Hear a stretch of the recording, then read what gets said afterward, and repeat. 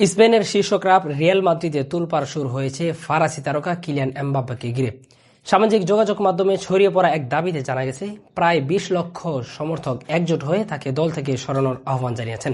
ভক্তদের একাংশের অভিযোগ, সাম্প্রতিক সময়ে এমবাপ্পের পারফরম্যান্স প্রত্যাশা অনুযায়ী নয় এবং দলের সামগ্রিক কৌশলের সঙ্গে তিনি পুরোপুরি মানিয়ে নিতে পারছেন না। এর ফলে ক্ষুব্ধ সমর্থকরা অনলাইনে পিটিশন ও বিভিন্ন ক্যাম্পেইনের মাধ্যমে তাদের অসন্তোষ প্রকাশ করেছেন।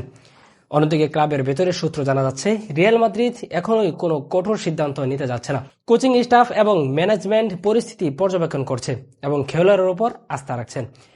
বিশ্ব ফুটবলের অন্যতম সেরা তারকা হিসেবে পরিচিত কিলিয়ান এমবাপ্পেকে ঘিরে এর আগেও নানা গুঞ্জন তৈরি হলেও ক্লাব কর্তৃপক্ষ সবসময় তাকে দীর্ঘমেয়াদী পরিকল্পনার অংশ হিসেবে বিবেচনা করেন। পরিস্থিতি কোন দিকে মোড় নেয় সেটা এখন দেখার বিষয়।